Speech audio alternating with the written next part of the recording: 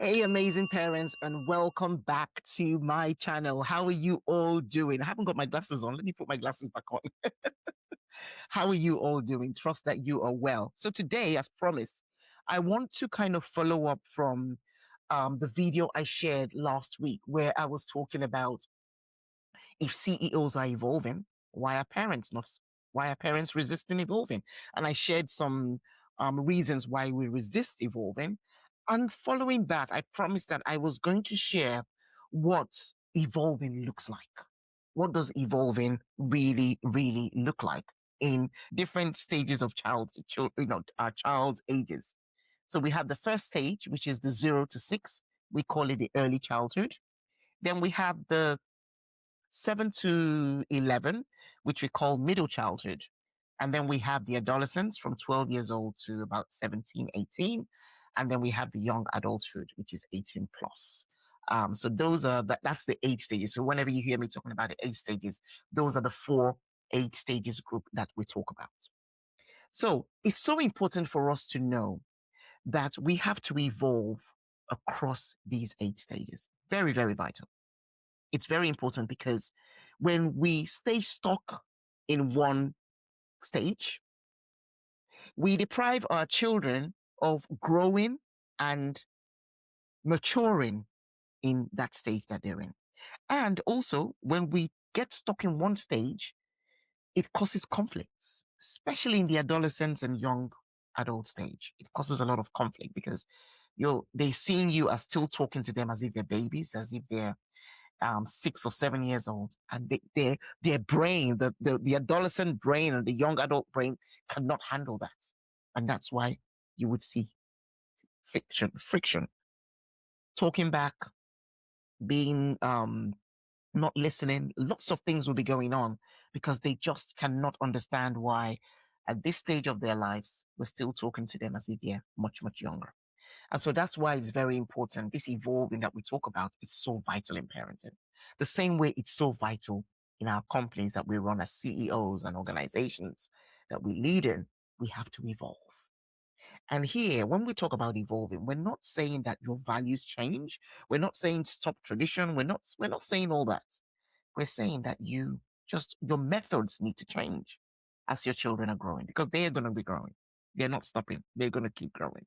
So our methods as we parent them across these age stages needs to evolve and needs to change over time.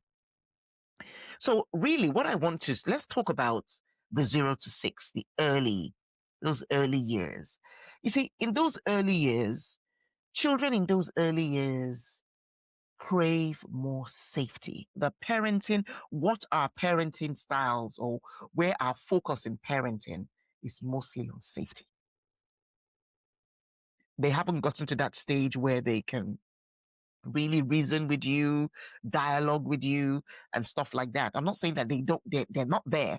I'm just saying that their main focus is safety. Am I safe? And when they can be, and this is where we talk about comforting them first. A child at 5 or a child 4, 3 is crying. It's not about questioning them first. It's about comforting them first. You comfort them first before you then find out what's going on with them.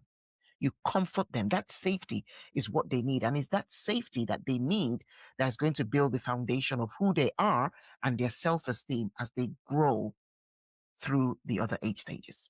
So this stage is more for safety, more for comfort, more for um, checking them if they say, oh, I'm feeling frustrated today. Talking to that, validate that. Oh, I see you're feeling frustrated. How can I help? Oh, mom, I want this. Oh, dad, I want this. Let's talk it through. Let's talk it through. But let's safety, emotional safety, physical safety, communication safety. Let all of that be part of your priority from the 0 to 6 year olds. Very, very vital. And then when you come to 7 to 11, this is where a lot of the teaching is enforced. You're teaching, you're guiding, you're correcting, you're instructing with explanation. Very important that you are instructing with explanation. This is the stage where they're going to be asking you a lot of whys, resisting sometimes that you tell them to do something. They're saying, but why do you want me to do it? I don't want to do it now. I want to do it later. This, that, that, that, that. you're teaching them how to communicate. Because what happens is sometimes when we miss out on the teachings, then sometimes it looks as if they're coming across rude or they're coming across disrespectful. This is the time to enhance the teaching. Yes, okay, you can question me, but this is the right way to question me. This is the better way to correct them to question me. Don't deprive them of the questions because this is the stage. They're curious at this stage. They want to know. They want to know, why did this happen? Why did that happen? They want to know. And because they're in this teaching guiding stage, we need to be ready for their questions. And even if you're tired and just come back from work, you can tell them, you know what? I want to hear that question. Let me go and do this first. I'm coming your way. Or we can talk about it later. But I really want to hear your question. You've got to show that um, interest in their questions. Because guess what? If you dismiss them in this teaching stage, they're going to ask other people, and they're still very at a very gullible stage that the wrong people may tell them the wrong things. So it's up to us as parents to really focus on this stage of teaching them. When they come across as disrespectful, rude, or they're doing something, teach them. Don't assume that they know. Teach them. This is how you do it, even if you have to do role plays. This is how we do it. This is how we do it. And please, parents, I'm not saying that because you're now in this teaching stage, that in the 0 to 6, there'll be no teaching. No, there will be teaching, but it's the focus I'm talking about. The focus is more on the safety. In the middle childhood, about 7 to 11, it's about teaching them. You're going to find yourself repeat things over and over again. It's okay. It's not the end of the world when you have to repeat things to your children. Sometimes it triggers us or it gets us upset because our parents didn't give us that chance to repeat, for them to repeat things. You were dealt with rather than repeating it over and over. It felt like a weakness. Parents felt it was a weakness to keep repeating what they've told you. It's not a weakness. You have to think about the child's brain at this stage. They're not thinking logically like how adults think logically. They're not going to remember everything.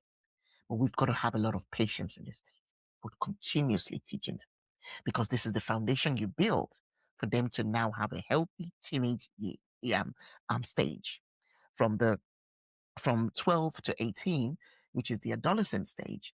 That is where there's more coaching.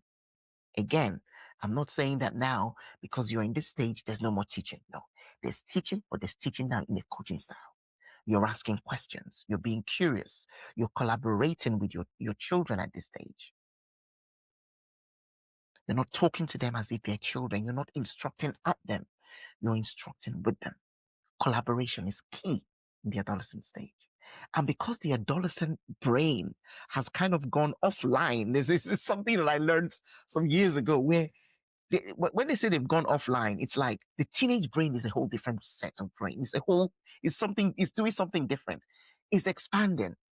It's trying to figure out, it's trying to focus on who am I as a teenager? Who am I? Who am I becoming? That independence, that autonomy, that's what is happening in a teenage mind or in their brains.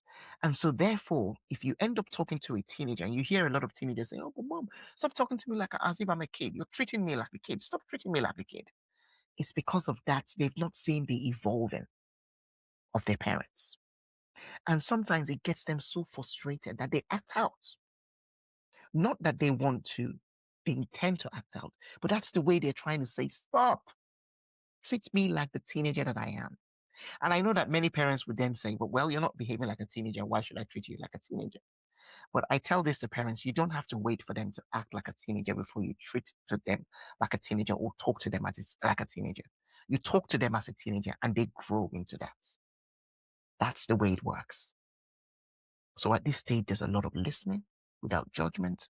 There's a lot of listening without correction. There's a lot of coaching them.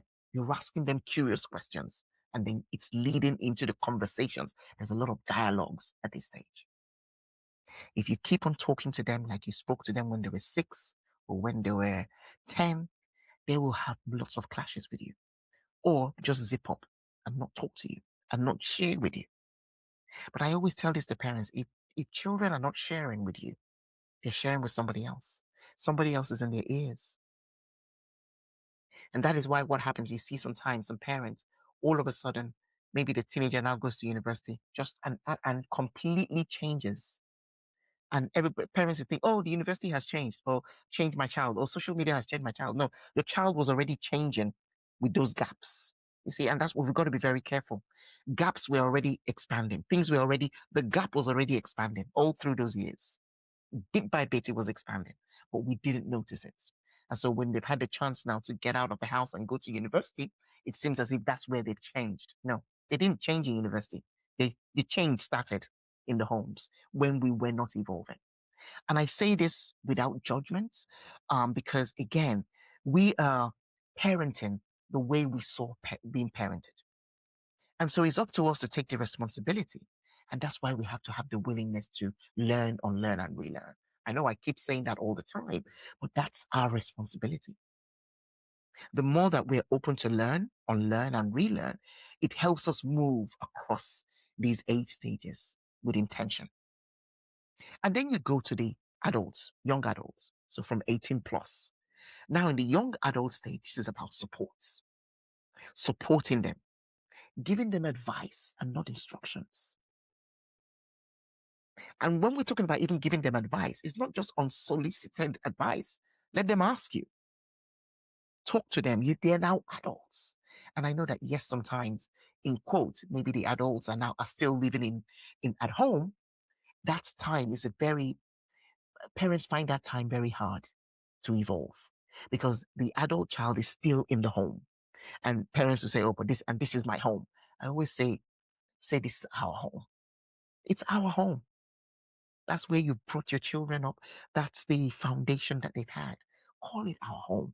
Not that it's your home. I know you pay the bills, you pay the mortgage, you do all that, but it's our home.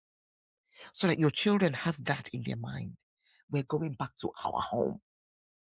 Not that, oh, this is my house and I set the rules, I do this. There's ways to talk to your children. I'm not saying don't have boundaries with your adult children. I'm not saying that. I'm saying, but there are methods in talking about those boundaries. There are methods in talking about what you prefer. I prefer if you're going to come back that late, then please let me know so that I don't have to lock the door up and stuff. There's dialogue, respectful dialogue, respecting their autonomy, respecting their age. And again, you might say, well, they're not acting like adults, so why should I treat them like one? But you've got to treat them like one for them to rise into acting like an adult. So that is really key. So 0 to 6 was about safety. 6 to 11 was more about teaching, guidance. 12 to 18 was more about coaching. And then your 18 plus is about support. Okay, so that's key. But remember, I am aware, and I had that situation as well, where my children, you're parenting about 3 children who are across the different age stages. So I'm one person. How can I deal with parenting a 6-year-old, a 12-year-old, a 14-year-old? What should I do? The key is about your intention, and I'll share with you what I used to do. So a lot of times I reflect back in the day, like, oh, how did I come across today? Was I to my 6-year-old? Was I teaching? Was there some teaching, or was there some supporting, or what was I doing? Because sometimes, and I tell you something, because I also had, so when my children, I'm just trying to look at their age gaps. Okay, so when my eldest son, who is my bonus son, he was, yes, so he was in the teenage years while his siblings were in the middle childhood stage. Okay, so me coaching, talking to him as if I'm coaching him in that age, yeah, I was doing that. But let me tell you something, I sometimes found myself coaching my younger children as well in the middle stage, and so nothing bad about that. But I had to do more teaching, even though I saw myself coaching as well, but I had to do more teaching as well. And for me, even now, just talking about it, I felt that coaching hat that I normally had on because of my eldest son, I felt that helps me in the way I was teaching my younger kids. I felt that. I'm just saying that now that the connection is there. So if you're parenting across stages, you're actually at an advantage. Yes.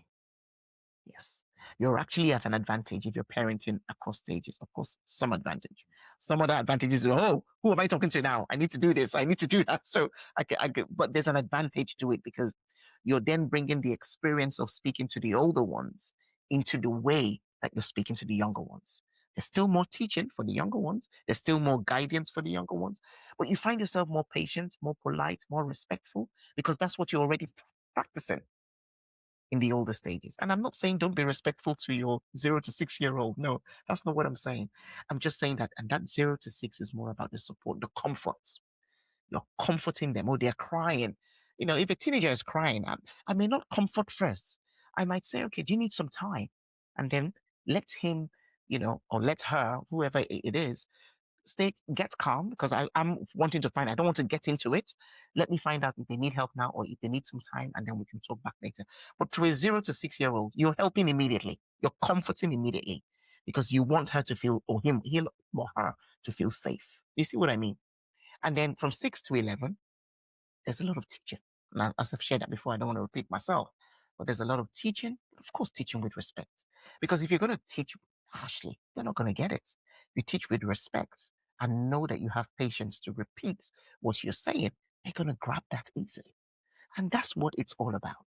So remember, it's not about changing your values or dumping your values. It's not that teenagers don't need parents. They just need parents who are not treating them like children. It's not like young adults don't need parenting. It's just that they don't need parenting that hasn't changed, that hasn't evolved. And that's really what it's all about. So that's what I thought I would share today. I trust that this has helped. I mean, even for me sharing it, there were more insights that I got from sharing this as well. So if you haven't subscribed to my channel, go ahead and subscribe to my channel. Share this video with parents that are in your situation, parenting across different ages, so that they know and they can see how they need to evolve across the age stages. It's so vital for the peace, for the unity, for the maturity, for the responsibility, for the self-esteem and the confidence of your children, for their resilience.